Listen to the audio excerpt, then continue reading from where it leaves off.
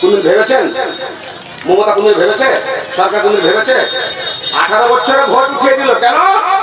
Vote দিয়ে তো সরকার বানানোর স্বার্থ আছে তার জন্য। আর বিয়ের বয়সটা কত করেছে? 21 বছর। 18 বছরে দেশ সামলাতে পারবে ও।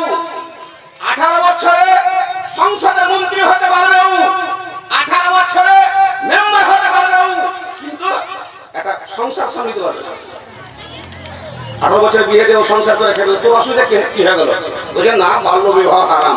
বাল্য বিবাহ হারাম, ভালো কথা। বাল্য বিবাহ যদি হারাম হয়, 14 বছরের কমে 18 বছরের কমে যখন বিয়ে দিয়ে দিচ্ছে, বাড়িতে পুলিশ আসছে। আর ওই গ্রামের মধ্যে কতগুলো আমার মা বোন আছে 31 বছর বয়সে গেছে, 33 বছর বয়সে এসে বুড়িয়ে গেল, তখন তোর চোখে ঢালা বাড়ি আছে? তো সরকার লোকালে আসে না? 18 বছর আগে যখন বিয়ে দিচ্ছিল, তখন আমরা এসে প্রশাসন এসে আগে শোরুমে যেতে দিয়েছিলাম, আশ্রমে দিচ্ছিলাম, চাইল্ড হোমে দিচ্ছিলাম। এখন যে মেয়েটার বিয়ে হয় না, তার পেনশন চালু করি, তার দেখাশোনা করি, সরকারের কোনো প্রজেক্ট আমরা লাগু করি, কন্যাশ্রী, উড়িশ্রী, যুবশ্রী, বুড়াশ্রী, বেহাছড়ি, এগুলো তুই দিবি তো ওকে কি শ্রী দিয়েছিস তুই? অত বিয়ে হয়নি। আর বিয়ে না হলে কন্যাশ্রী পাবে না ও। কেন তো নিয়ে কি? আমাদের হাম্বাল বলছেন, বন্ধুরে আমার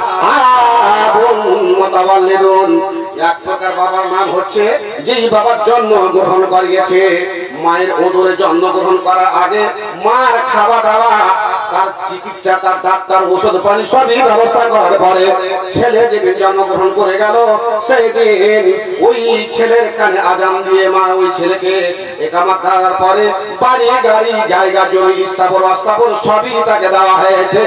এই হলো বাপ নাম্বার 3 নম্বর বাপ। দ্বিতীয় নম্বর বাপ, বিয়ে যখন তুমি দিয়ে দিলে তোমার সন্তানের, তখন তোমার সন্তানের শাশুড়ি মা হলো, শ্বশুর বাবা হলো। বাবা ছিল বাড়িতে, আরেকটা বাবা হয়ে গেল।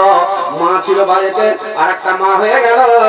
পক্ষান্তরে তোমার বৌমা এসে শ্বশুর বাবা পেয়ে গেল এবং শাশুড়ি মা পেয়ে গেল। এই বাবা এই মা হয়ে গেল দ্বিতীয় নম্বর বাবা মা। এক নম্বর বাবা মা কি দেবে? আমাদের আমার বলছেন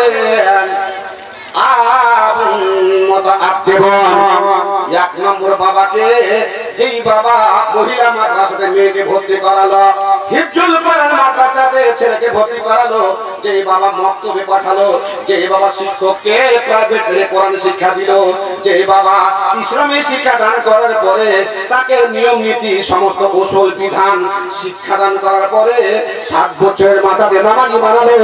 7 বছরের নামাজি না পড়তে গেলে 10 বছর বয়সে তাকে মেরে নামাজ ধরিয়ে বিয়ে শাদী দিল নামাজি মেয়ের সঙ্গে।